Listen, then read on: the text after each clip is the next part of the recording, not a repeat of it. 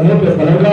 میں بڑے ہی ادب و احترام کے ساتھ بڑے خلوص کے ساتھ دعوت دینے جا رہا ہوں حجت الاسلام والمسلمین عالی جناب مولانا ڈاکٹر حسن اختر صاحب کے دعا کو کہ وہ آئے اور بارگاہ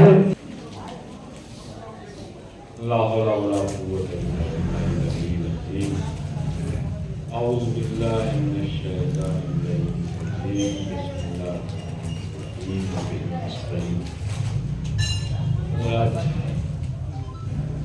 عظیم المرتبت ذات کے تعلق سے محفل کا انعقاد کیا.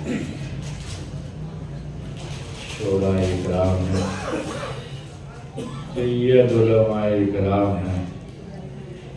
میرے لیے تو لب کشائی بڑا مشکل مرحلہ ہے. مشکل میں ہوں، مدد کی گزارش شریع سے ہے. مشکل میں ہوں، مدد کی گزارش شریع سے ہے. چھوٹا سا ایک کام بڑے آدمی سے ہے. چھوٹا سا ایک کام بڑے آدمی سے ہے. چھوٹا سا ایک کام بڑے آدمی سے ہے. بزرگ علماء کی موجودگی میں بولنا. اور پھر اس پہ ستم یہ ہوا کہ یہ کس نے بلایا تھا مولانا جیسا صاحب کو مجھ سے پہلے. یہ برادر بزرگوار، ان کی آواز سنے وہ زمانہ بیت گیا تھا. آواز سنی تو اچھا سا لگا. ماضی کی کچھ یادیں تازہ ہوئی اور مختلف لحاظ سے یہ شہزادی کے تعلق سے گفتگو فرما رہے تھے.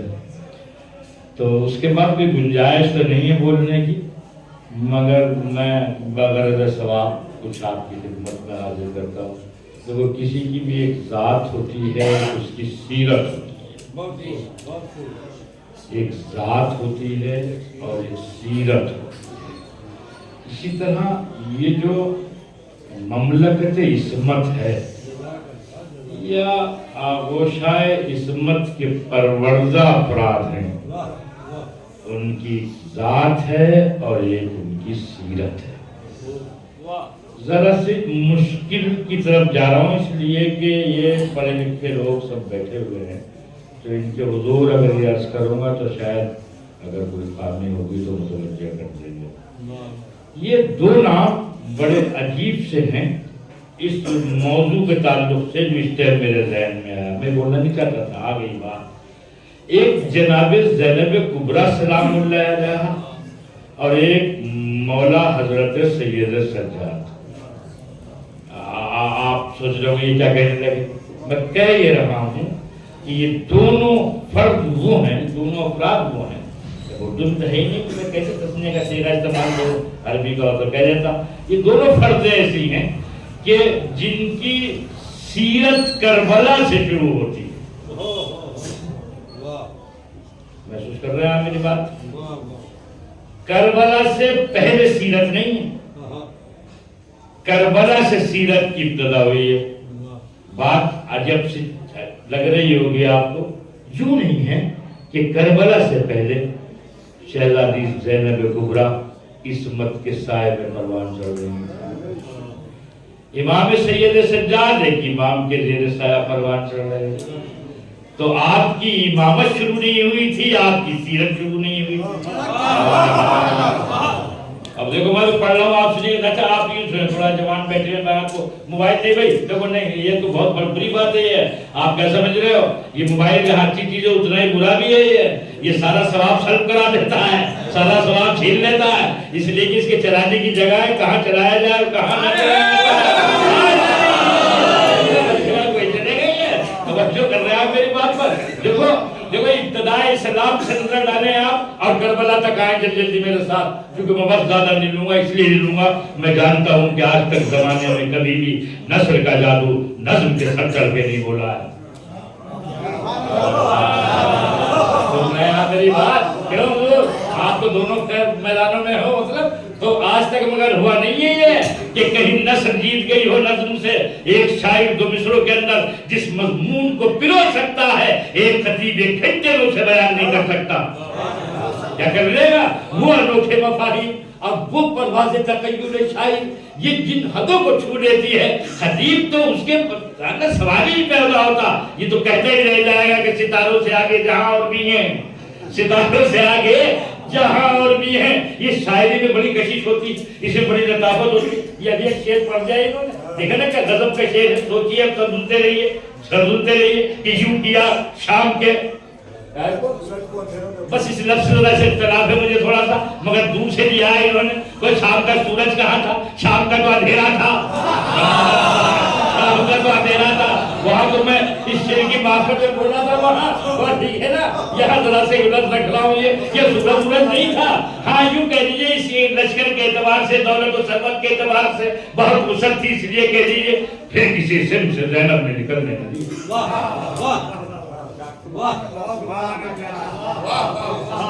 ये जो मिसरा सानी है ना मोहसिन भाई, ये दूसरा वाला, फिर किसी सिम से ज़ैनब ने निकलने न दिया। अगर एक घंटा भी बोलूं तो इस मिसरे का हक अदा नहीं हो सकता। एक घंटा बोल के भी ये माना जो इस मिसरे के अंदर बिना है, मैं उन्हें खोल नहीं सकता, बयान नहीं कर सकता एक घंटे के अंदर भी। जिस मिसरे में आप सोचते रहिए, पढ़ते रहिए, फिर किसी सिम से क्या कर रहे थे नबी साहब के सिर्फ क्या था उसके बाद? नहीं, दुआएं थी, दुआएं थी ना, तो देख लो दुआएं थी, ठीक है ना। तो ये दुआएं उस सितम को रोक रही थी जिसने शाम की सरजमीन से सर उठाया था। आप ऐसे ऐसे टुकड़े रखते रहिए, मिसरा पढ़ते रहिए, आपको कह पाएगा।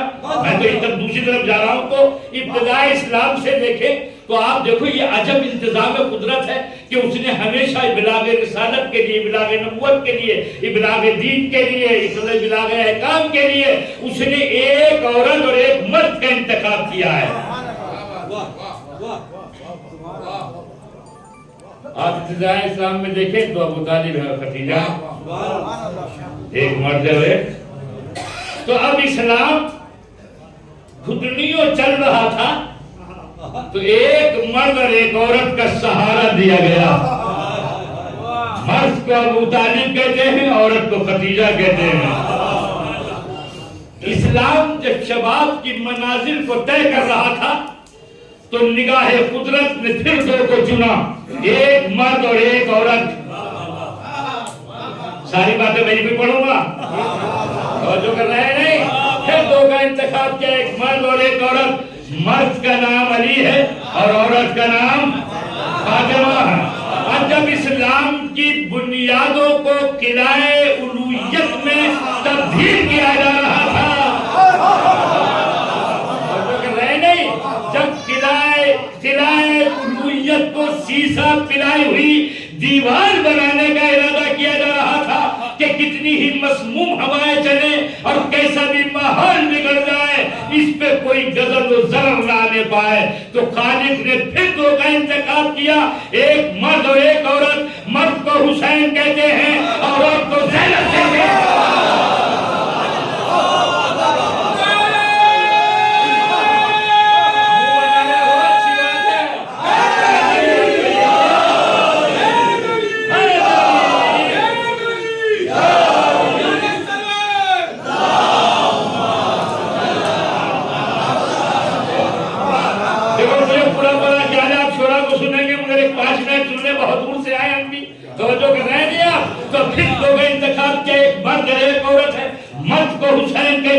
और औरत को तो पढ़े लिखे लोगों, सामईन, शोराए इकराम, उलमाए इकराम, उलमाए इकराम से दुआ के लिए कह रहा हूँ।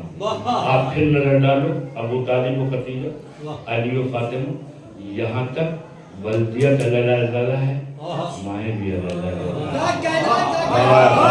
सुन रहे हो आप, वल्दिया अलैहिस्सलाम है, लेकिन इस घराने पे करबला पहुंचते पहुंचते खालिद को इतना एतबार आया कि वल्दियत भी दोनों की एक है और मालूमियत भी दोनों की एक है।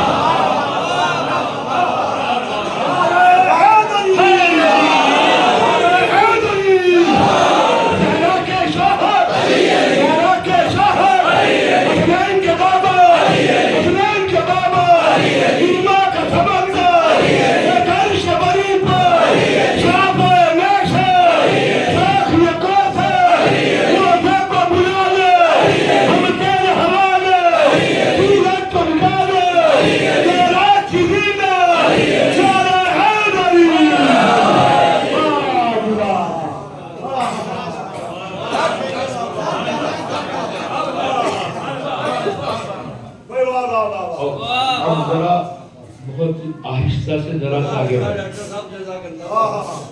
آہستہ سے ذرا سا آگے بڑھو، بہت آہستہ سے، بڑے سنبھل کے، احتیاط کے ساتھ، کیونکہ میدان بہت نازک ہے، صحیح ہے نا؟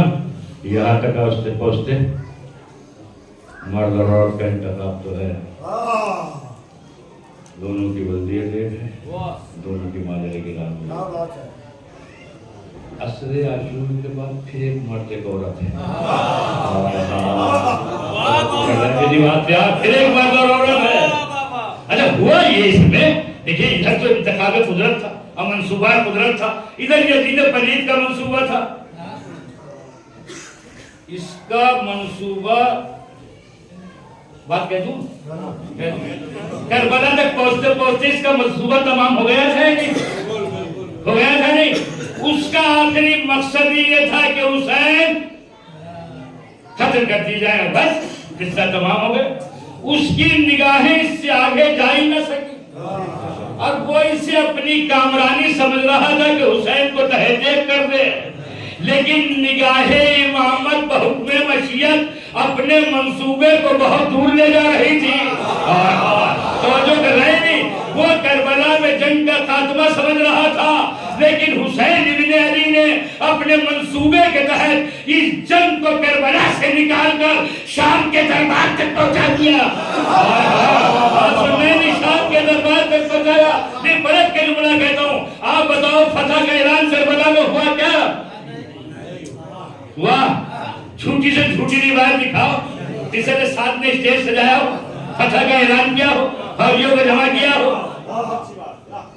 تو سب کچھ کر چکا تھا تو فتح کا اعلان کیوں نہیں کیا؟ قتل کر دیا، لاشیں پامال کر دیے، خیمے جلا دیے، تو فتح کا اعلان کیوں نہیں کیا؟ یہ ڈر کس کا تھا؟ یہ ڈر کس کا تھا؟ یہ ڈر کس کا تھا کہ اعلان فتح نہ کر سکا، اور زینب و سید سجاد منصوبہ حسینی کی تکمیل کے لیے، اعلان فتح کرنے کے لیے یزید کے گھر تک پہنچ گئے۔ یزید کے گھر تک پہنچ گئے۔ ابھی سننے نا جملے جو مولانا عرض کر رہے تھے، مجھے وہ جملے عرض نہیں کرنے، مگر یہ تو آپ کو سننا پڑے گا کہ جب دربار میں سب کچھ اہتمام و انتظام اس کا تھا، یزید کون تھا؟ کون تھا یزید؟ مسلمان تھا؟ تو لعنت تو تھی، مگر بات یہ کہ مسلمان تھا نہیں تھا۔ کیوں نہیں تھا؟ جذباتاً کہنے نہیں تھا، حقیقتاً کہنے نہیں تھا۔ کیوں؟ وحی کا انکار کیا تھا، نبوت کا انکار کیا تھا، نہیں کیا تھا؟ سن رہے ہو آپ؟ سن رہے ہو؟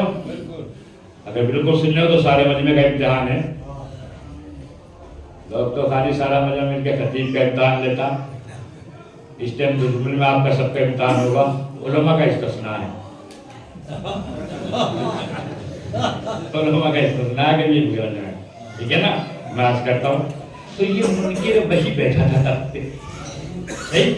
منکر نبوت و رسالت بیٹھا ہوا تھا تخت پہ، صحیح؟ اس نے دربار میں بلا لیا، دربار سجا بھی لیا۔ ارادہ کیا تھا؟ دربار کیوں سجانا تھا؟ آپ دیکھیں تو سیرت حضرت زینب کبریٰ پر کیوں سجانا تھا؟ اعلان فتح کے لیے نا، سجا لیا۔ اور جب سجا لیا تو وہ تو سمجھ رہا تھا یہ رسن بستہ ہے تو خاموش رہیں گے، یہ تو دیکھا بول رہے ہیں، اور بول بھی ایسا رہے ہیں کہ اس کی زبان گم ہو رہی ہے، اور یہ بول رہے ہیں۔ یہ اس سے گھبرا کے کہتا ہے اذان کہو، تو مسئلہ تو ختم ہو گیا۔ آپ سنو کیا کہتا ہے؟ اذان کہو۔ جو منکر وحی تھا وہ اذان کہلوا رہا تھا، جو منکر نبوت تھا وہ اذان کا حکم دے رہا تھا کہ اذان کہو۔ تو تم اسے سن لیجئے تاکہ تقریبی تمام کر دوں اور شورا سے مربوط کر دوں۔ دیکھو ایک بات یاد رکھنا آپ، اچھا اگر آپ مجھے برا کہو تو سامنے کہنا، ٹھیک ہے نا؟ پیچھے نہیں کہنا۔ یزید کربلا میں نہیں ہارا، یزید کربلا میں نہیں ہارا، یزید کربلا میں نہیں ہارا، یزید ہارا ہے اپنے گھر میں، یزید ہارا ہے اپنے گھر میں۔ کربلا میں جو ختم کر دیا تھا، لاشیں پامال کر دیے تھے یزید کا کیا حضرت کہ یزید کربلا میں نہیں ہارا، یزید ہارا ہے اپنے گھر میں، ٹھیک ہے نا؟ اس ہار کی سب سے بڑی علامت تھی کہ جس چیز کا انکار کر رہا تھا اسی کو کہہ رہا تھا کہ اذان دی جائے۔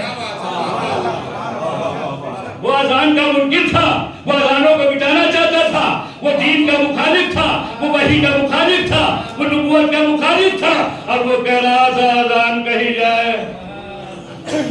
بتاؤ کون جیتا کون ہارا؟ اعلان فتح کہاں ہوا؟ یہ تو دربار سجا کے بھی رسوا ہو گیا، یہ تو دربار سجا کے بھی ہار گیا، یہ تو قتل کر کے بھی ہار گیا، اور اب کہہ رہا ہے اذان دی جائے۔ اچھا دیکھیں کیسا اہتمام ہے۔ اب دو مصرے پڑھ لوں جلدی سے، وقت تمام ہو گیا ہے، 15 منٹ سے 15 منٹ ہو چکے ہیں، ہے نا؟ میں سچی بتاؤ ہو گئے تو میں بات تمام کرتا ہوں، اور شاعروں کو آپ سے مربوط کرتا ہوں۔ اللہ آپ کو سلامت رکھے، ان شعراء کو سلامت رکھے۔ اب دیکھو ایک بات عرض کر دوں پہلے، بات کہنے سے پہلے، شاعروں کا حق علماء سے کم نہیں ہے۔ ان کی بھی ذمہ داری ہے کہ حالات کی نبضوں کو ٹٹول کے شعر کہیں۔ وہ شاعر نہیں ہے جو زمانے کی ہواؤں کے خلاف نہ بولے، وہ بھی کوئی شاعر ہے جو معاشرے کے خلاف زبان نہ کھولے، وہ بھی کوئی شاعر ہے جو ڈوبتی ہوئی نبضوں کو نہ ابھارے۔ شعر میں کشش زیادہ ہوتی ہے، اس میں انفعال زیادہ ہوتا ہے، لہذا شعراء کی ذمہ داری ہے کہ سماج و معاشرے میں پھیلی ہوئی یہ بدعتیں اور یہ ناروا رسمیں، ان کے خلاف انہیں کچھ کہنا چاہیے، انہیں بولنا چاہیے ان رسموں کے خلاف جو معاشرے کے جو سماج دین کے مقابلے پر اپنا کھانا پھیلا۔ ایک بات اور سن لیجیے جماعت الرزاق، وقت تو تمام ہو گیا۔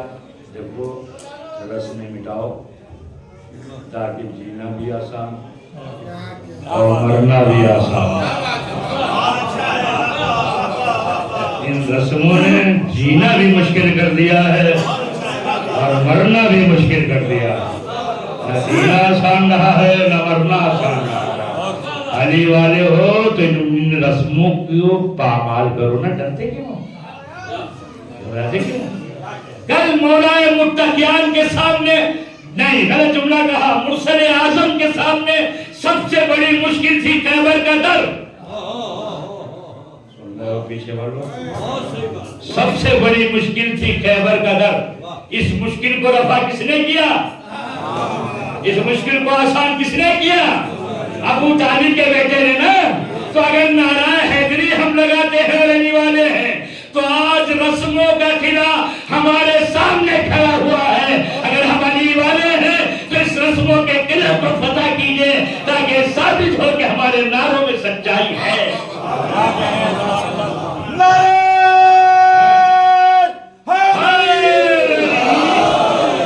اور بات تمام کرتا ہوں، بڑھتی مل جائے گی۔ آپ دیکھیں سیرت حضرت زینب اور سید سجاد سلام اللہ علیہ کہ ان دونوں نے فتح کا اعلان یزید کے گھر میں جا کے کیا۔ پورا خطبہ ہے جو تم نے پڑھے عزیز نے، مجھے پڑھنے نہیں ہے، میں ایک شعر سنانا چاہتا ہوں تاکہ جلال صاحب آپ لوگوں کے لیے ماحول بنا دوں اور شعراء کو اس سے متصل کر دوں ماحول سے۔ ملا پڑھتا ہوں میں تو اس نے کہا اذان دو۔ اذان کیوں دلوا رہا تھا؟ تاکہ ان کی بات نہ سنے۔ تو شاعر نے کیا غضب شعر کہا، اسی میں بات تمام کر رہا ہوں، پوری طرح بیدار ہو، سننا ہو، اس کے دروازے کھول کے کہا تو سنیے۔ کہتے کہ اسی کا حکم تھا دربار میں اذان دی جائے، اسی کا حکم تھا دربار میں اذان دی جائے، جو چاہتا تھا کہیں بھی اذان سنائی نہ دے۔